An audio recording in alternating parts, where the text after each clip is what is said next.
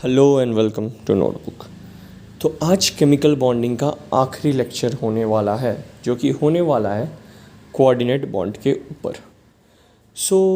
जो मैं पिछले लेक्चर में कोवैलेंट बॉन्ड पढ़ाया था, वहाँ पे मैंने आपको एक होमवर्क दिया था। तो उसका जो आंसर है वो आपके स्क्रीन पे दिख जाएगा। तो शुरू करते हैं आज का टॉपिक, जो है कोऑर्डिनेट बॉन्ड।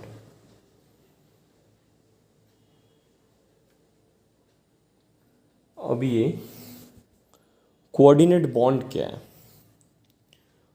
कोऑर्डिनेट बॉन्ड में बहुत सिमिलरिटीज़ है टू कोवैलेंट बॉन्ड। हम कोवैलेंट बॉन्ड में क्या पढ़े थे कि यहाँ पे एक एटम होगा ए और यहाँ पे होगा बी। ये एक इलेक्ट्रॉन शेयर किया, ये एक इलेक्ट्रॉन शेयर किया, तो इनके बीच में एक बॉन्ड फॉर्म हो गया, जो कि हम ऐसे रिप्रेजेंट करते हैं, और इसी बॉन्ड को हम बोलते हैं covalent bond. Similarly covalent bond में भी हमारा जो इलेक्ट्रॉन्स हैं, मतलब जो एटम्स है, वो इलेक्ट्रॉन शेयर करता है। पर यहाँ पे एक चीज़ डिफरेंट है कि यहाँ पे जो एक एटम है वो अपना इलेक्ट्रॉन पेयर शेयर करता है। मतलब कि यहाँ पे ए के पास 2 इलेक्ट्रॉन पेयर है, सो ए अपना इलेक्ट्रॉन पेयर जो है वो बी के साथ शेयर करेगा, और बी के पास इलेक्ट्रॉन डेफिशिएंसी है। मतलब यहाँ पे क्या होता है, एक ही जो एटम है वो अपना इलेक्ट्रॉन पेयर शेयर करता है। बट कोवैलेंट बॉन्ड में क्या होता था, 2 जो एटम होता है वो एक एटम 1 इलेक्ट्रॉन और 2 एटम और दूसरा एटम एक और इलेक्ट्रॉन शेयर करता था, और एक कोवैलेंट बॉन्ड बनना था। But in case of coordinate bond only 1 atom shares A electron pair. जो इसका डेफिनेशन है वो आपको स्क्रीन में दिख जाएगा। तभी इसका थोड़ा एग्जाम्पल भी देख लेते हैं, जो कि होता है अमोनियम आयन और हाइड्रोक्स आयन। तो अभी हम देखते हैं और स्ट्रक्चर्स देखेंगे अभी हम, कैसे अमोनियम आयन फॉर्म होता है, हाइड्रोनियम आयन कैसे फॉर्म होता है।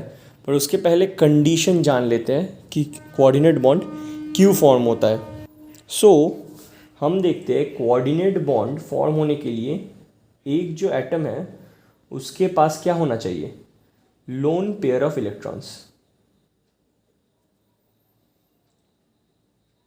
अगर एक एटम के पास पेयर ऑफ इलेक्ट्रॉन्स नहीं होगा तो वो शेयर करेगा कैसे?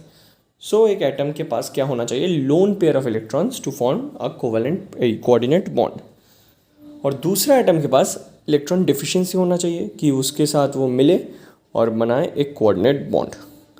तो अब हम जाते हैं how ammonium ion and this hydronium ion is formed. तो अभी हम सीख लिए कोऑर्डिनेट बॉन्ड क्या है।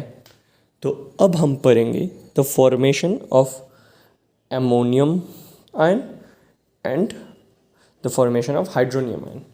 तो मैं इस लेक्चर में आपको हाउ हाइड्रोनियम आयन कैसे फॉर्म होता है वो समझाऊंगा, क्योंकि उससे रिलेटेड एक और टॉपिक है आपके बुक में, वो भी मैं समझाऊंगा। और जो अमोनियम आयन है उसका स्ट्रक्चर, उसका फॉर्मेशन आपके होमवर्क में रहेगा। तो चलिए देखते हैं। तो जो हाइड्रोनियम आयन है वो हम देख सकते हैं, उसका जो फॉर्मूला दिया हुआ है वो है H3O+। तो हमारा वाटर जो होता है वो H2O होता है। तो वाटर का स्ट्रक्चर क्या रहता है, ऑक्सीजन रहता है बीच में, ऑक्सीजन के बाद कितने इलेक्ट्रॉन है, 6, 1 2 3 4 5 6। तो ये क्या करता है, तो वाटर के साथ जो है ऐसे हाइड्रोजन के साथ वो अपना शेयर करता है अपना इलेक्ट्रॉन्स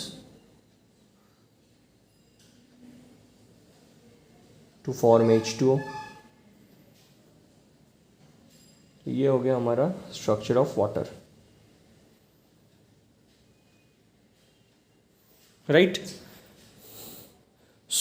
अब क्या होता है, वाटर के पास जो लोन पेयर है, अगर हम उससे एक H+ रिएक्ट करवा देते हैं तो वो फॉर्म करता है हाइड्रोनियम आयन।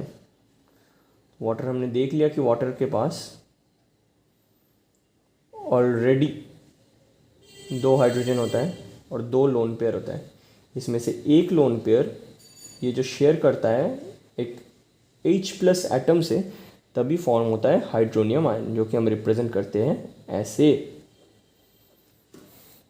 तो ये जो हाइड्रोनियम आयन का स्ट्रक्चर है वो हम ऐसे भी रिप्रेजेंट कर सकते हैं, हाइड्रोजन। तो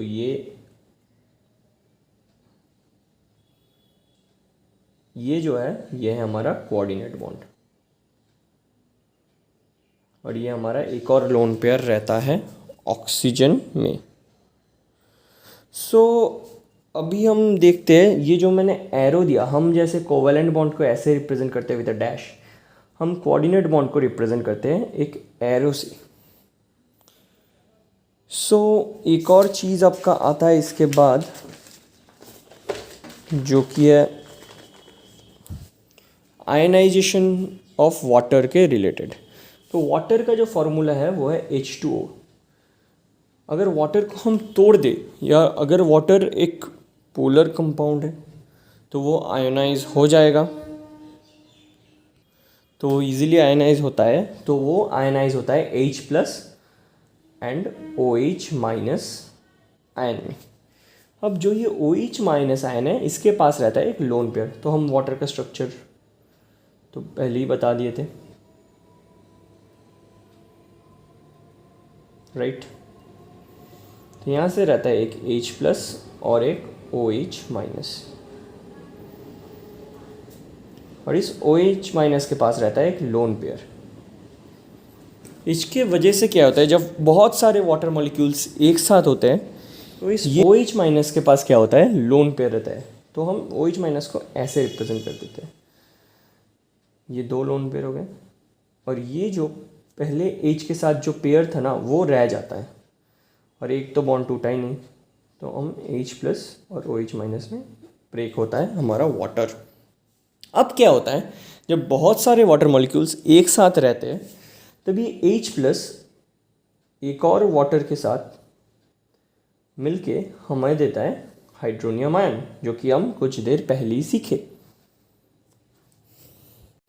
ऐसे ही वाटर, जब हम बहुत सारे वाटर मॉलिक्यूल्स को एक साथ लेते हैं तब क्या होता है, तब हमारे पास दो आयंस फॉर्म होता है। तो H2 + H2 हमको देता है हाइड्रोनियम आयन और हाइड्रोक्सिल आयन, और इसको हम बोलते हैं सेल्फ आयनाइजेशन वाटर। तो ये कैसे होता है, पहले क्या होता है, H2O जो है वो ब्रेक होता है H+ और OH- में, जो कि हमारा हाइड्रोक्सिल आयन देता है, और ये H+ इस H2 के साथ रिएक्ट करता है और हमारा हाइड्रोनियम आयन फॉर्म करता है। इतना ही है आज के लेक्चर में। तो यही है हमारा कोऑर्डिनेट बॉन्ड, पूरा बेसिक चीज़ है। तो हमको यही याद रखना है कि कोऑर्डिनेट बॉन्ड में एक ही एटम हमारा अपना इलेक्ट्रॉन पेयर शेयर करता है एक दूसरे एटम के साथ, और हाइड्रोनियम आयन का स्ट्रक्चर, हम जो फॉर्मेशन कैसे फॉर्म होता है वो देख लिए। सिमिलरली हमें वही सेम चीज़ करना है एमोनियम आयन के लिए, जो कि आपका होमवर्क है। तो एमोनियम आयन का फॉर्मूला आप लिख लीजिए NH4+।